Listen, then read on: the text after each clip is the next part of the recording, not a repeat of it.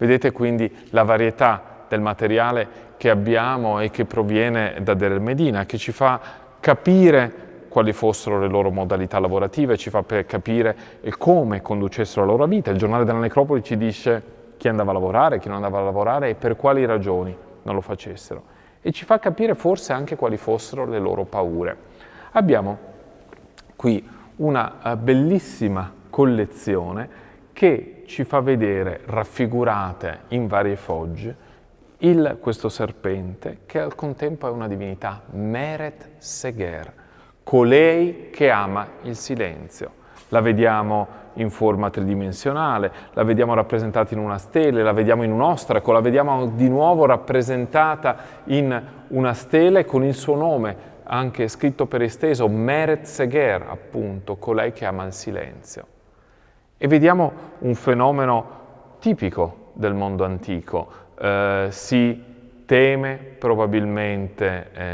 un animale, in questo caso si teme il cobra, lo si eleva quindi a forza di divinità, lo si adora di modo che possa essere benevolo nei confronti di coloro che le prestano rispetto e possa allontanare il pericolo.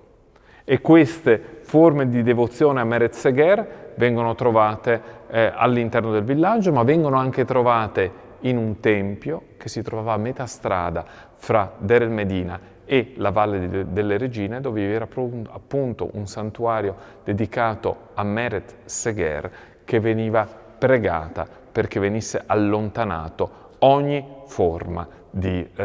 pericolo da parte sua. E poi invece troviamo in una serie di stele e nel Pyramidion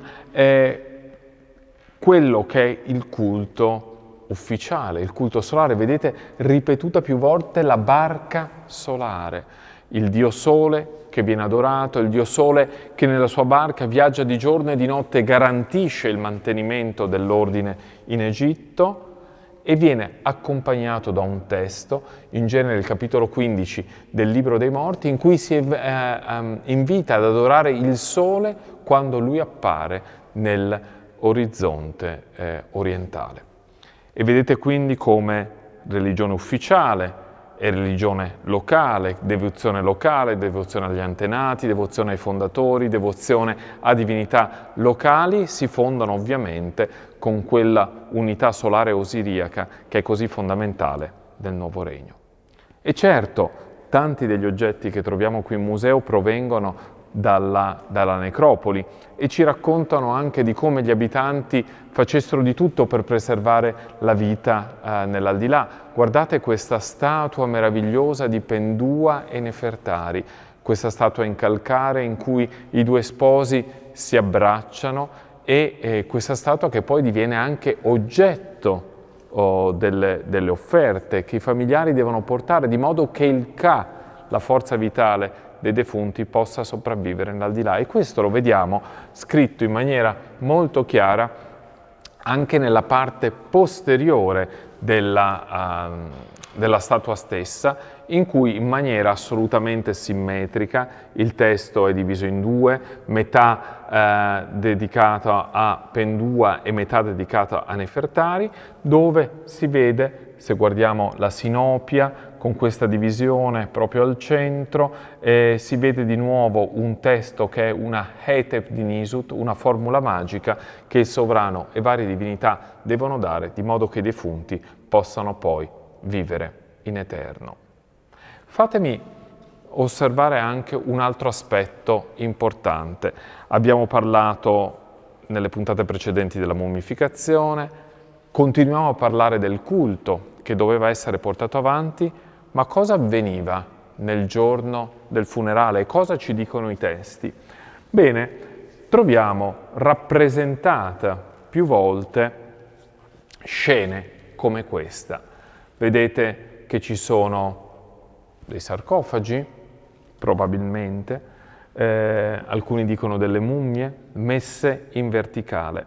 Vedete che siamo di fronte a un edificio, che è l'edificio tombale, quindi è il giorno del funerale, il sarcofago viene portato nella tomba, la tomba la riconosciamo dalla facciata, sopra la tomba vi è una piramide fatta in mattoni crudi, vedete che al centro della piramide vi era il posto per la stele e se guardate bene vi è una linea di divisione verso la parte apicale della piramide e quella linea di divisione indica appunto l'inseramento del piramidion, come lo vediamo qui, perché la piramide era in mattoni crudi e invece la cuspide era in pietra.